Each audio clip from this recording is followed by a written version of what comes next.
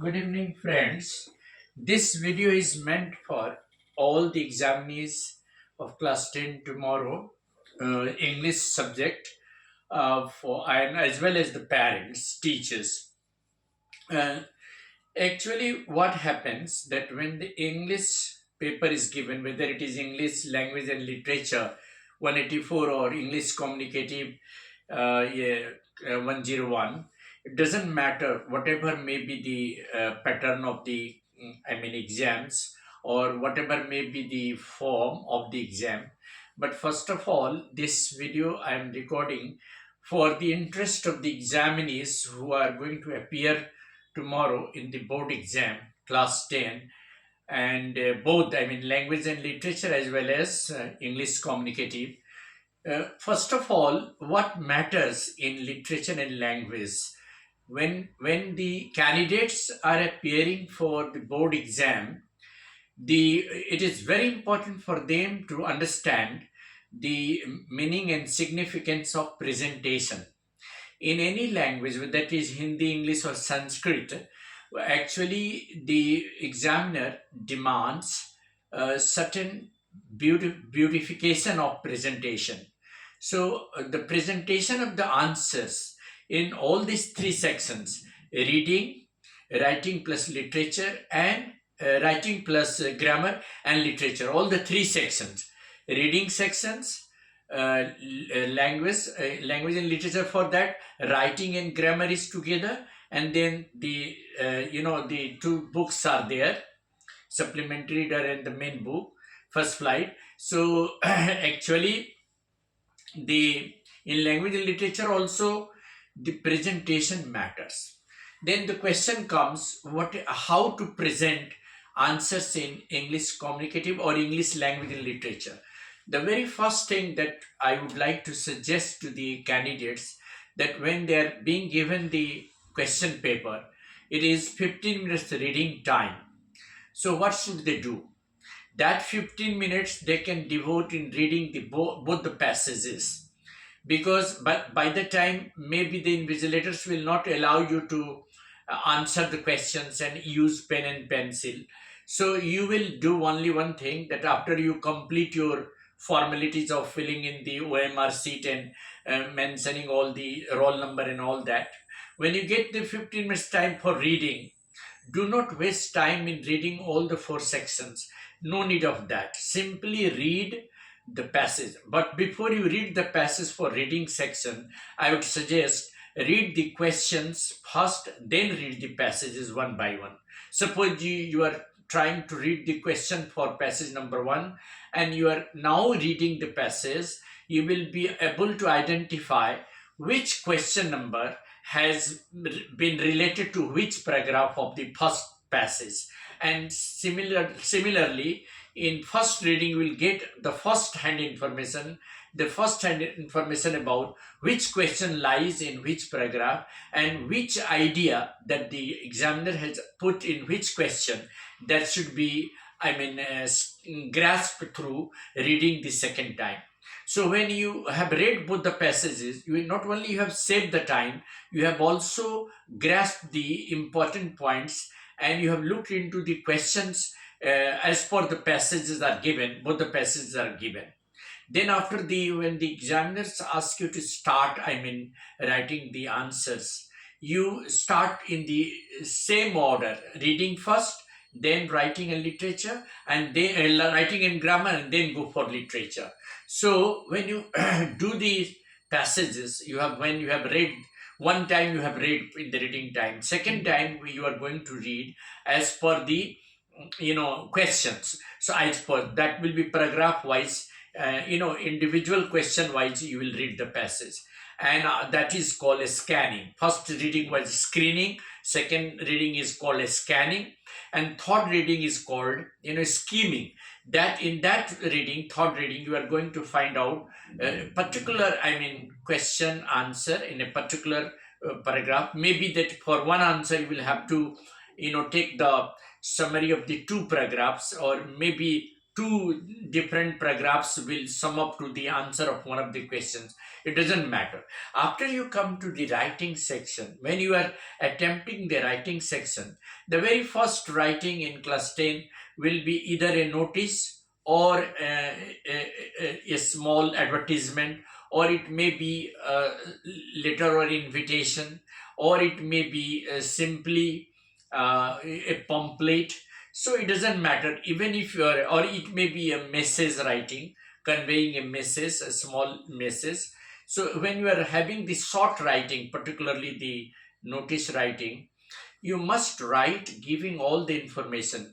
That means you draw the rectangular box. On the top you write name of the institution, and that will be there in the question, and then you write notice in capital letter, and then you write in the left hand side date is very important.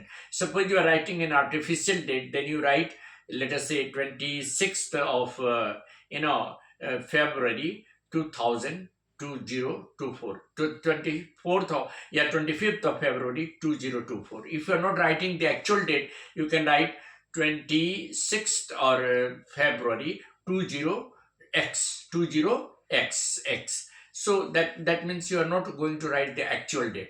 Then you must give in a notice the heading.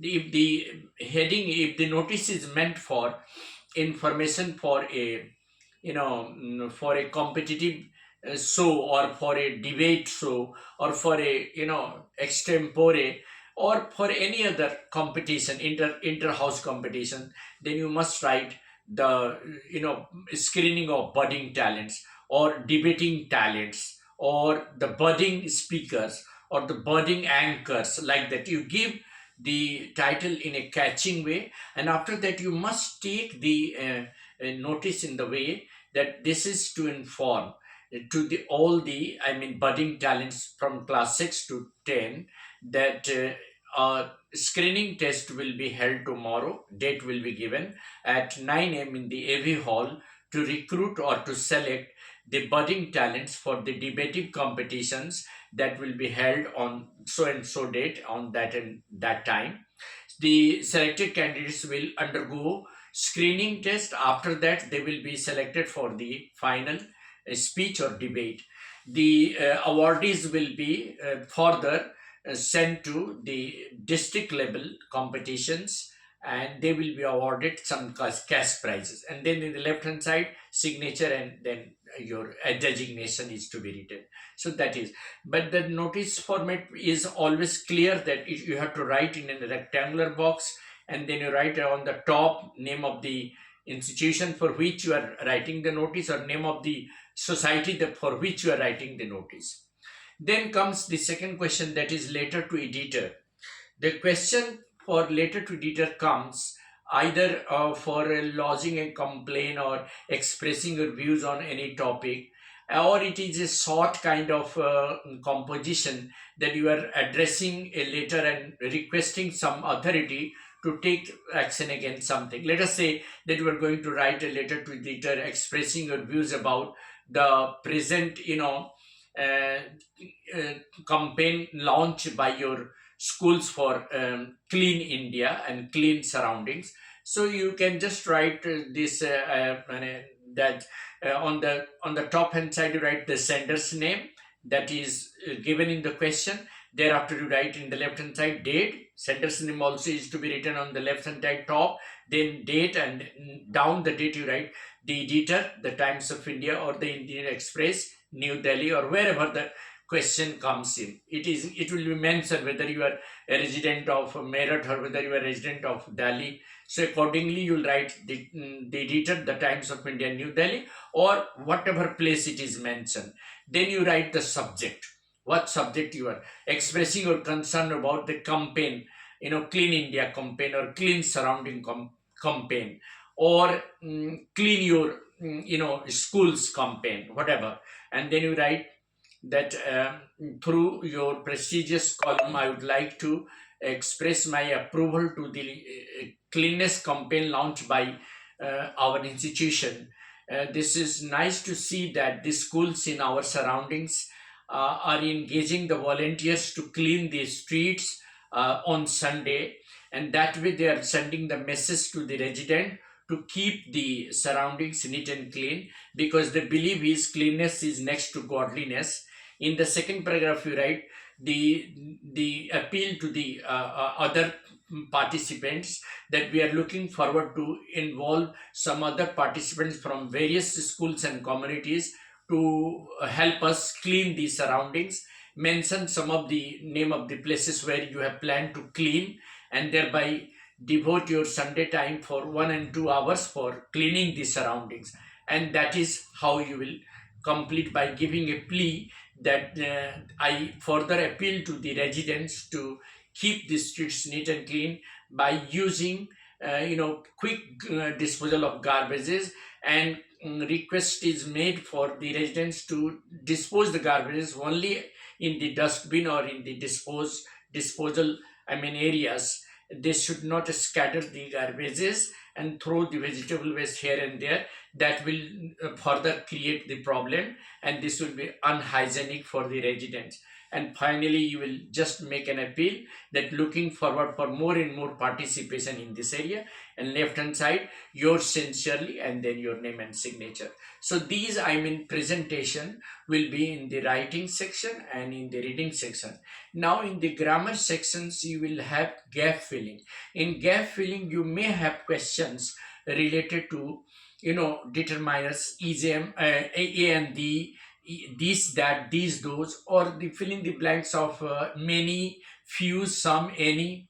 So the very important thing is that when you are filling in the blanks with the determiners A and D, you have to keep in mind that A is used before a singular countable noun having consonant sound, like a book, a table, a chair, a union, a European, a one-eyed man. There is a sound.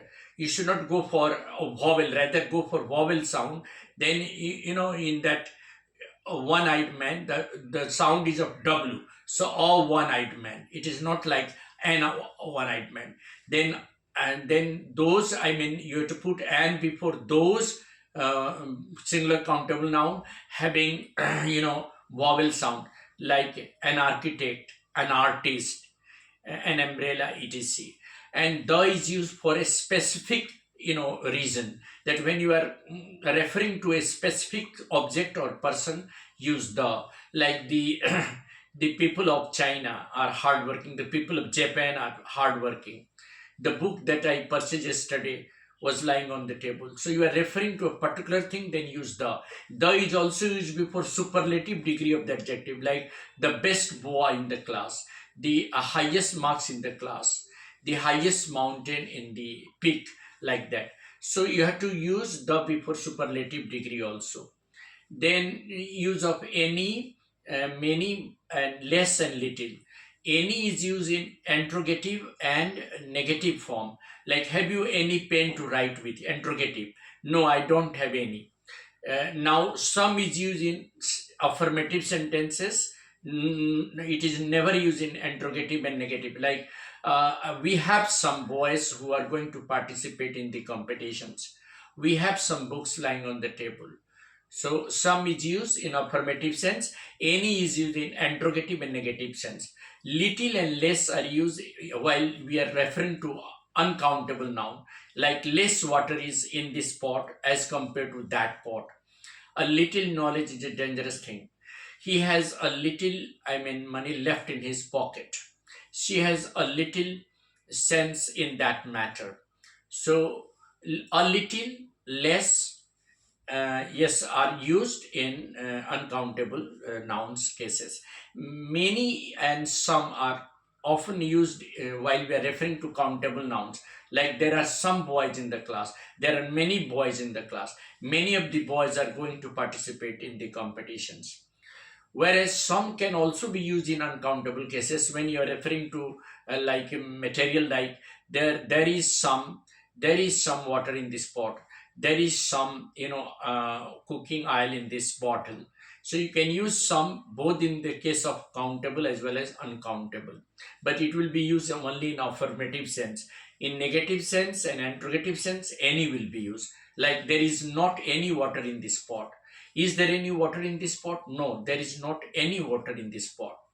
Similarly, each of, either of, most of, more of, they are also determiners. They can also be used referring to, like, each of the boys was given a prize, each of the girls, either of these two girls was given a prize, neither of the two girls was given a prize, and so on. So that way you can use determiners in gap filling. And also, of course, you have to use models: can, could, shall, should, may, might. That we will further record in the second video. Thank you. Have a nice day. Best of luck for tomorrow's exam.